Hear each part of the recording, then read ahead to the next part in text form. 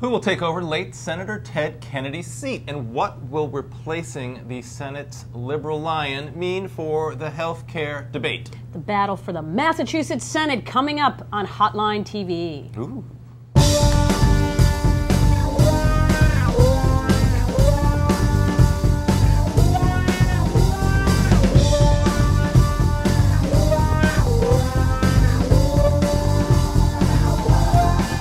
Welcome to Hotline TV. I'm Amy Walter. And I'm John Mercurio. All right, on Monday, Massachusetts Governor Deval Patrick laid out his plan for finding a successor to the late Senator Ted Kennedy. Let's take a look.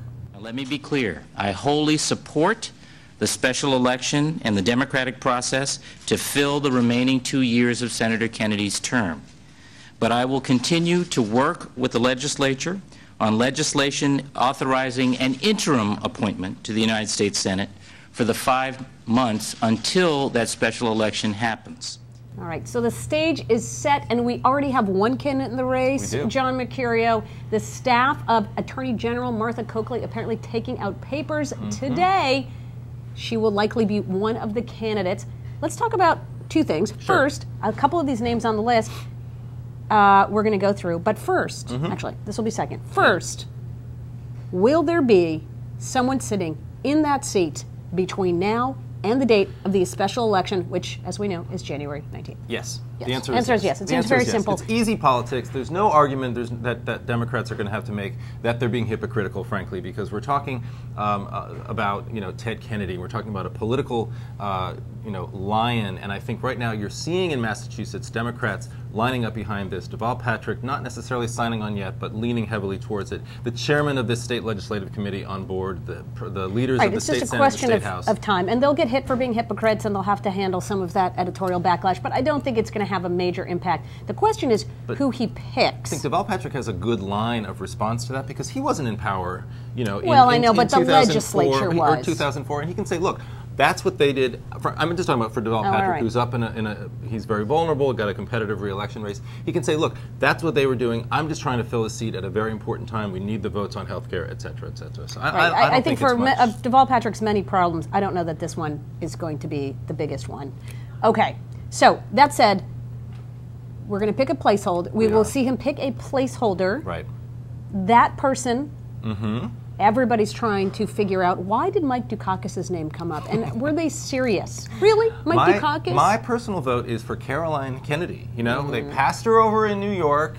Here's the She's chance. still available. We've seen her over the past couple of days. She's obviously somebody who they could consider. Vicki Kennedy seems a no. She seems to be almost 100% absolutely not.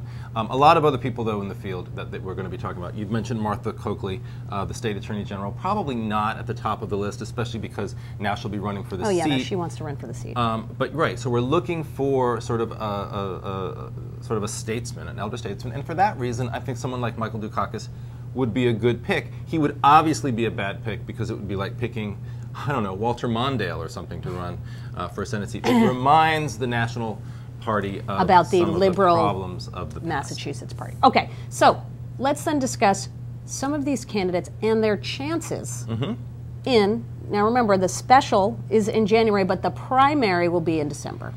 That's correct. And the primary probably going to be the race. The primary is probably going to be the race. Because Republicans, Mitt Romney's saying no, so Mitt there Romney we go. Has said no. What about Blute? What about Jim Didn't he get Blute? Peter Blute, who got caught in the scandal with the Big Dig and the transportation, Massport, yeah. I don't think so. Jim Rappaport, or there are a few Republicans in Massachusetts, but Paul Cellucci, Bill Weld. Although Bill Weld, I think now is a in New York. Yorker, so okay, it's not going to happen. It will be a Democrat. They got to file by the end of October. We certainly have at least a month and a half for this sort of field to form.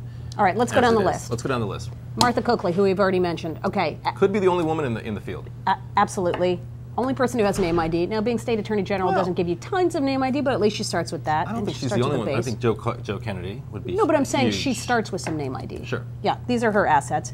Emily's list would most certainly get behind her, help her raise money. Sure. Massachusetts has never elected a woman to the United States Senate. Or in a year. U.S. House? Yes or no? I can't remember. Well, there's one right now. There is Nikki Tsongas. Sorry about that. So that would be a big asset for her. Okay, Joe Kennedy. Obviously, we know what his We know a lot of his Assets, strengths. sorry. Obviously, he's got money in the bank still from when he was in the House, about $1.8, $1.9 million. That would seem to be pretty forbidding to a lot of other candidates. I think you're going to... And his name is Kennedy. Although you're seeing reports that he's not interested. Right. Which would make a lot of sense. Matty Meehan. Matty Meehan.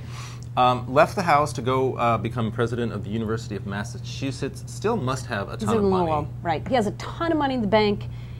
Now, he's not, again, not a household name. His money could certainly help him. He could be the only candidate coming from outside of Boston, right? He's, in central Mass, whereas these other folks really from Boston, and some of the other members, Capuano from Somerville, Steve Lynch, also from Boston area. Also has a lot of money.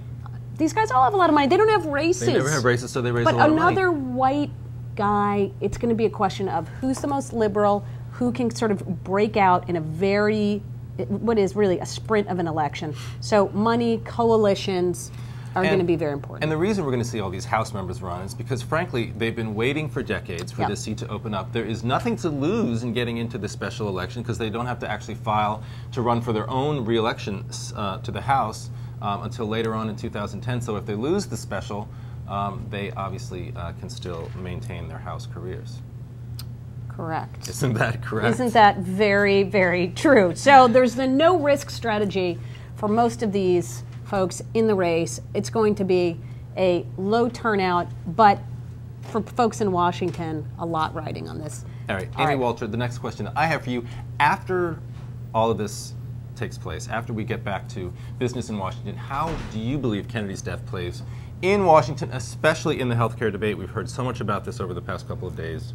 I guess I've been somewhat surprised at how quickly Washington is ready to move on to the next step, which is there was certainly a lot of talk during this weekend about renaming the bill after Ted Kennedy, about doing something in his memory. I don't think that's swaying from all the stories that you've been saying and writing, been swaying either Democrats or Republicans on this.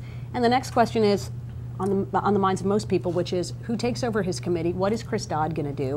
What kind of role is he going to play? So I think when all is said and done, his impact on the legislation is minimal, which is why maybe having Vicki Kennedy in that seat could be a very interesting dynamic. She of anybody else could at least humanize that debate more so than just having another member of Congress try to raise that point. I guess I've been struck by how the Democratic strategy of trying to sort of build on Kennedy's legacy by passing health care reform, that strategy was a little bit derailed over the weekend because the debate became not so much about passing the health care bill as it stands right now in the Senate or in the House and passed by the Health Committee. It went from that to a discussion, frankly, of what would Kennedy want. And frankly, if you look at Kennedy's record, he hasn't been a lifelong advocate of the public option, of the government-run option. He's been much more focused, if you look at his speeches, if you look at his record, he's been much more focused on universal coverage mandates, which is an entirely different topic. It's one that the Republicans, frankly, haven't been criticizing. They're on board with. And he also has a record of reaching across the aisle, seeking bipartisan compromises, and getting a bill, getting half a loaf if that's all that he can get. So I think liberals who are really attached at the hip to this public option and trying to say that that's the Kennedy legacy are a little bit misguided, and I think that's why, frankly, the whole Kennedy legacy bill isn't catching. Yeah. All right, so John. Yes, ma'am. You get the last word. Who's going to be the senator from Massachusetts this time next year when we reconvene? Don't know the answer to that question. It's so hard to look into this Kennedy crystal ball, but I'm going to have to just go out on a limb, and I'm going to say Joe Kennedy. He has been putting out feelers.